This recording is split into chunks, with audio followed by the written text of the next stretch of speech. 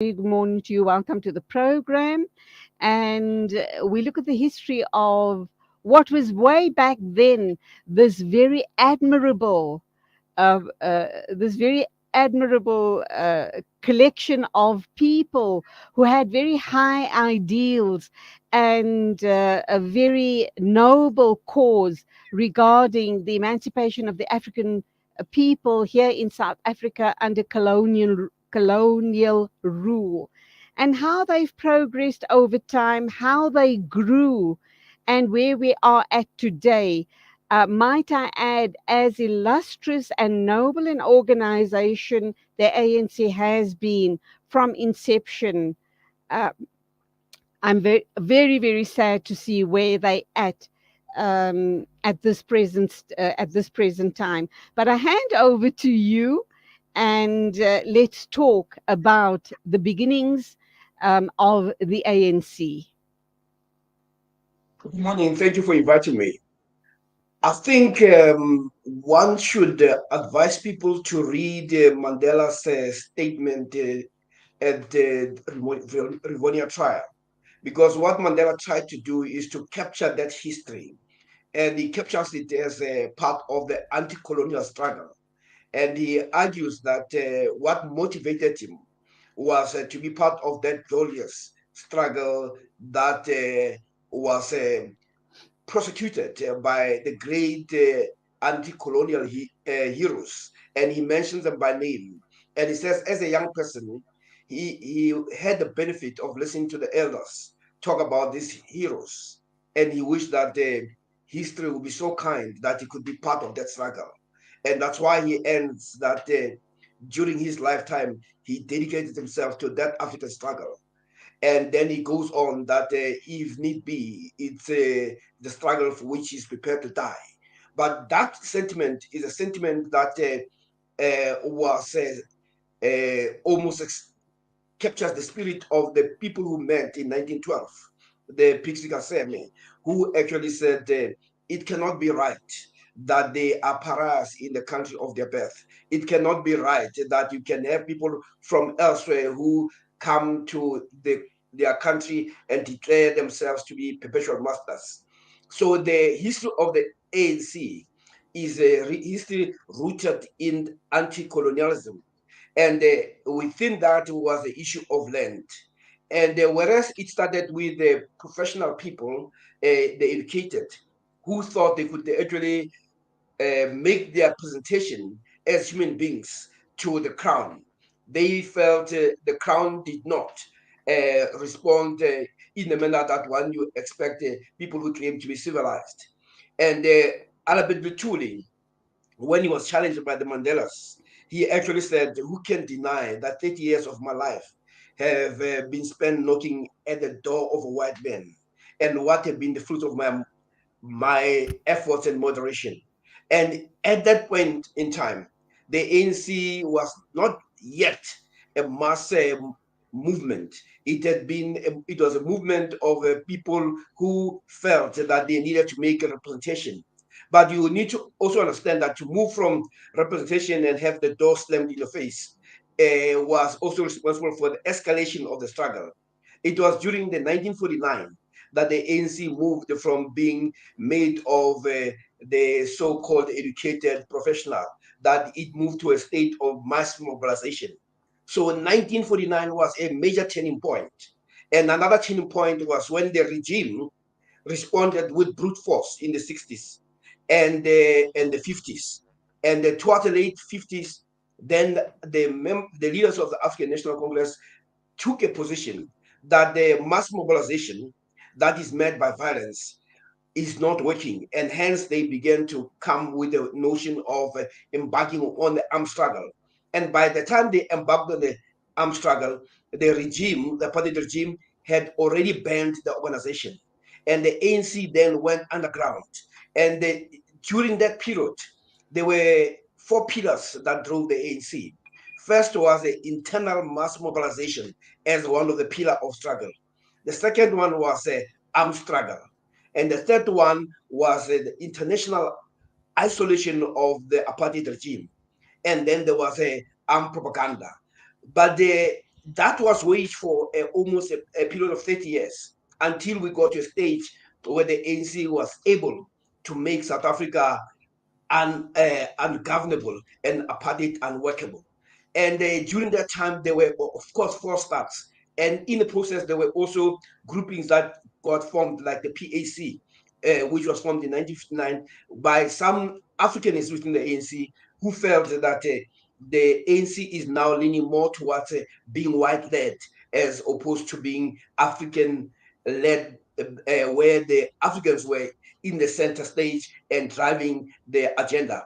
Whether that was a proper characterization is something else. But nonetheless, the PAC and the ANC and the Black Consciousness movement that came afterwards became what we call our liberation movement. And the ANC, because of mass mobilization and also having the social and historical and political capital, became ultimately the victor. And it came as no surprise that came 1994, come 1994, the ANC became a leader in government and also the ruling party. And it has been a ruling party since then. And of course, given that we did not have revolutions, a revolution, what you had were compromises, and some of them were so far-reaching that today we're still trying to deal with those compromises. And the ANC has not been able to come up with a proper theorization of what it means to be in government. At times, it sees itself as a liberation movement. At times, it sees itself as a party in government and a ruling party. But what has become very clear is that the leaders who took over, who had given the gift of this organization in 1994, have not fared well. And what we see is almost in the last 5 years, more of a reversal of the gains that were made. I mean, today, Black professionals know that when it comes to government, they don't even have to try to apply for positions because they'll be pushed back and not considered. And this is something that Nkosazana Zuma also acknowledged in one of the interviews that I had, that the things, it is not simply an issue of optics, it's an issue of reality. The ANC has not even made a dent in the very basis of its existence. The anti-colonial struggle is about land. If anything, the ANC has embraced the language that has come with people who are beneficiaries of the stolen land to say, almost questioning what Black people will do with that land instead of doing the most noble thing of making sure that African people stop being pariahs in the land of their birth. Now, one could say we are no better today than we were in 1913 when an African woke up to find that he is no longer a citizen and owner of the land of his or her own birth. And where, as we speak, 80% of the African people find themselves concentrated in concentration camps of poverty, of hopelessness, of landlessness. And yet the ANC still wants to be seen as the party that can liberate this country. But for now, it may be that it has been the leadership or poor naivety on the part of the ANC. This conference of the ANC must address itself to those ideals of the founding fathers. And the first thing that we must accept is that we have failed. We have failed in this country. We failed African people. We failed in terms of the historical mission of the ANC. When Mandela was still alive, he did say that he had hoped that there'd be freedom in his lifetime. Him, Mandela, the Sisulus, the Tampos. And we could say at least they remain true to that historical mission. But the mission of cultural and economic emancipation fell on those who were given this gift of freedom.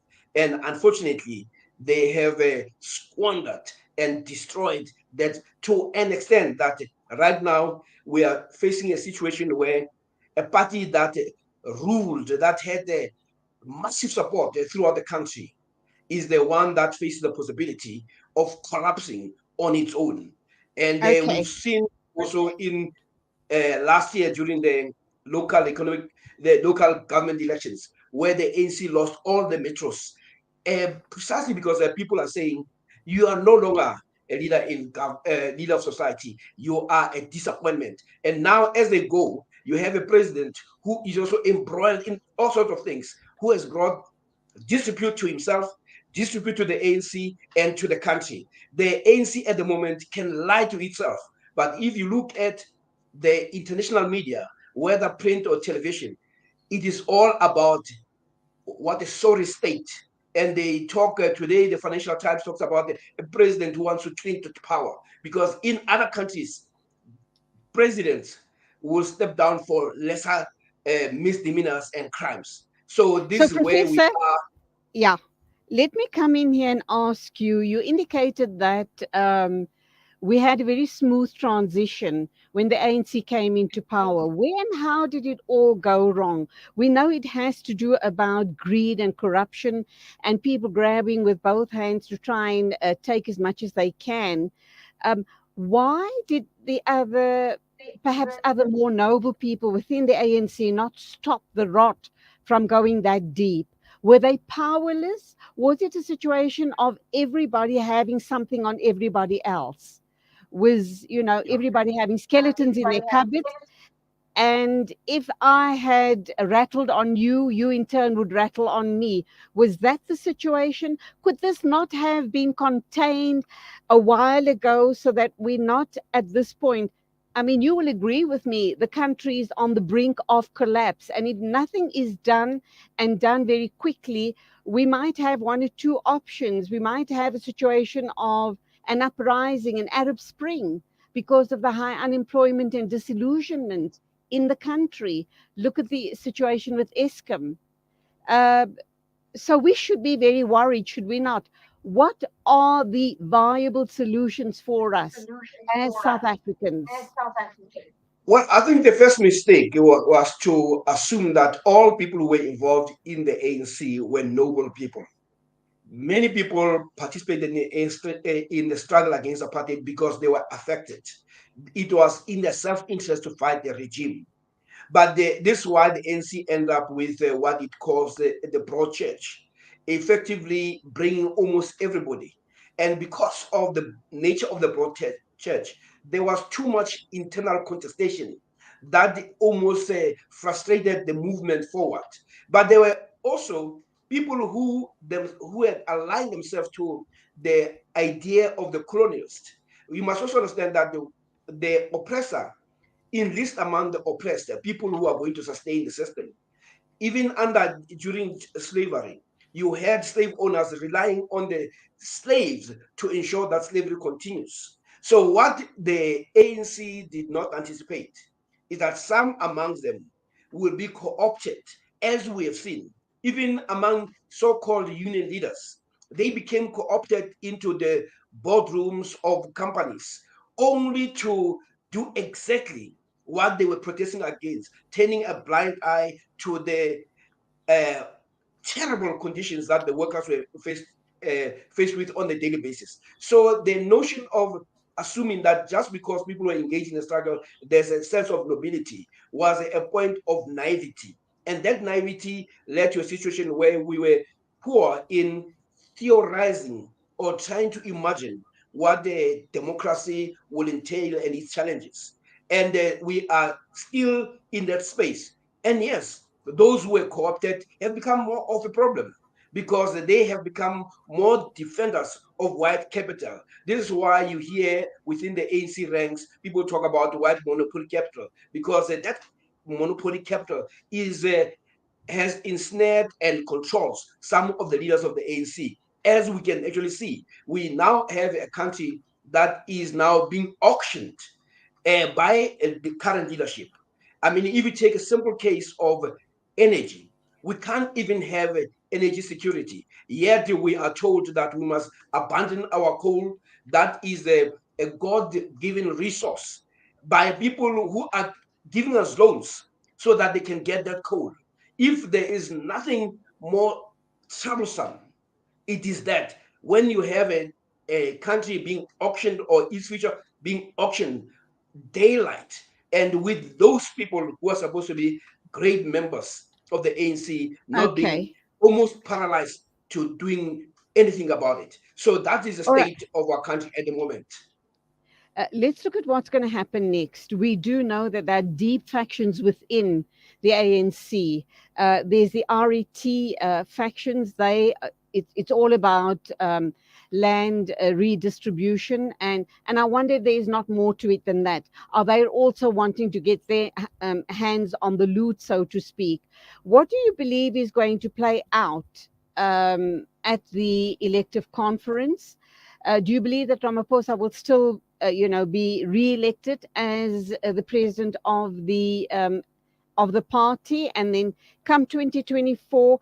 I mean, all of the predictions we are being told is that the ANC is not going to come in on the majority, and it also indicates that we're going to have a lot of coalitions.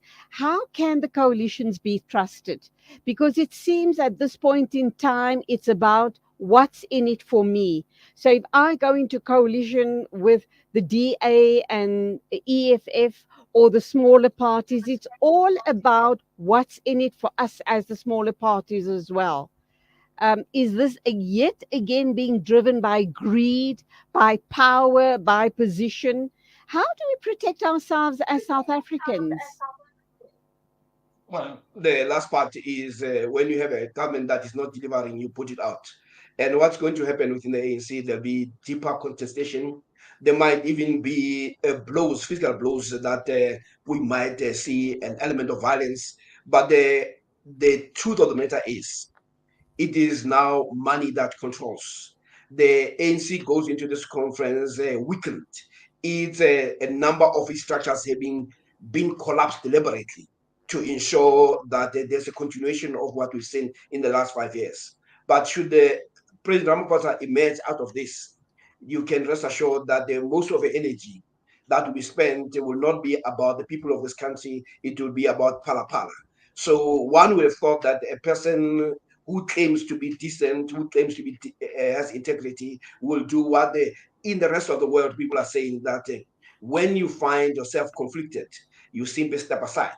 But there's too much invested in making sure that he stays course, and the more he is in that position, that leads to the collapse of the organization. So it is in the interest of the opposition, even the people with monies, for Ramaphosa to remain, because that is the only way that we can bring the ANC in a carcass. As we can see that during his term, there's been deepening of divisions, there's been destruction of structures, there's also been lack of improvement on anything. Or you talk about unemployment, you talk about land, you talk about the economy, it has just been a disaster. So we have had the 5 years of disaster under Ramaphosa. So he's being re-elected will bring more of the same. And this is something that is really said by people who used to support him, especially those who control the funds in this country. They're saying this person has failed. But right now, this Ramaphosa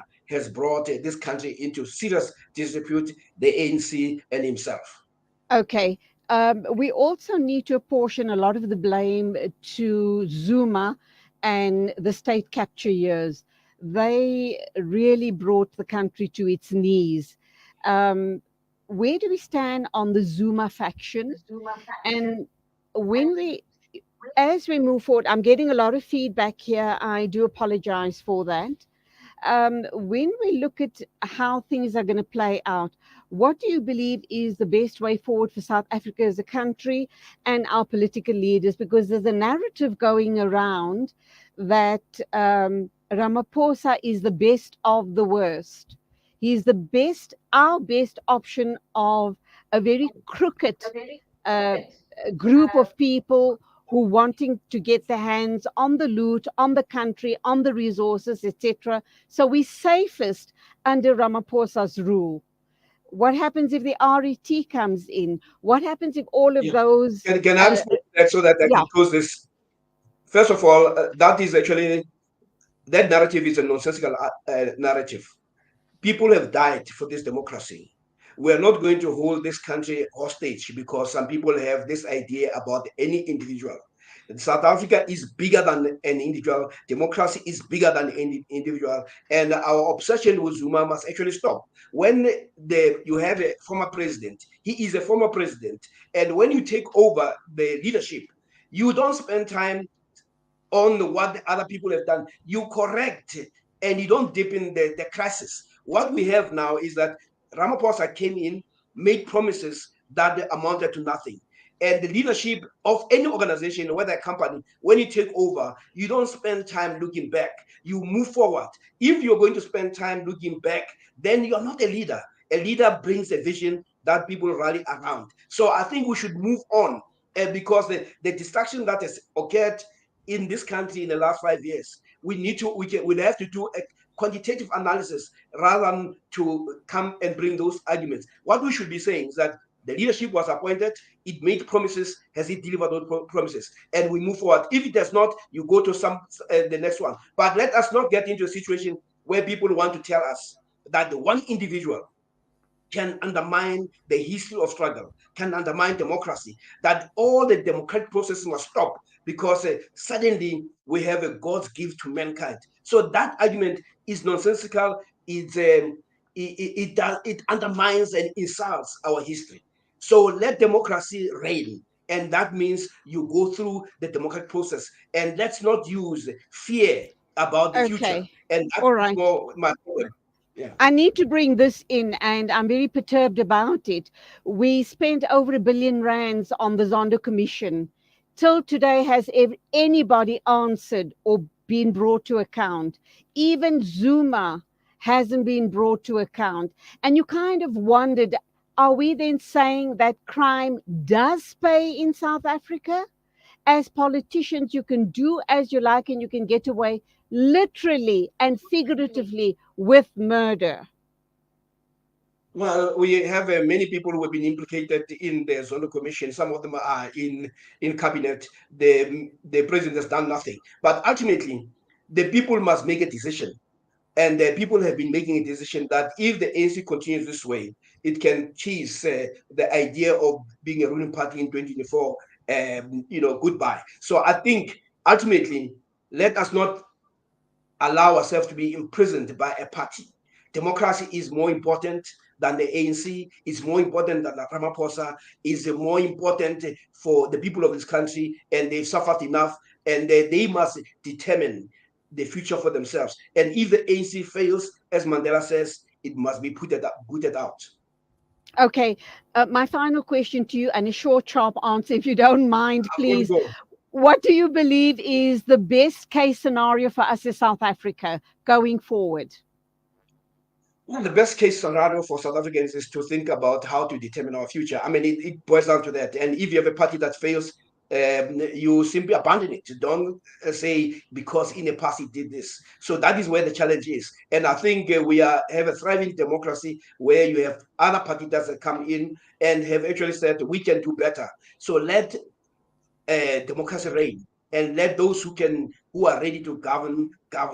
At the moment, the history of the ANC has been glorious, but in the last since it took power, it has been something else. Professor Sipho Siepe, a political analyst, always a pleasure picking your brain. I love your analysis on politics. And all I can say to you till the next time, have a wonderful festive season. Be safe, take care on the roads, and all the Thank best you very for much. 2023. God You're welcome. bless. Sure. It is exactly 9:40. News and views right here on Salam Media. My name is Julie Ali. Thank you for your company. Next up, we are going to be talking about something that we actually don't want to look at or think about, but we're all going to go that route and we need to apply our minds to it. And I commend the ladies and the men who are involved in this type of work, and that is the performing of ghusl for a deceased. I'll accept all of your efforts, and we're going to look at the etiquettes around the performing of a ghusl for the deceased.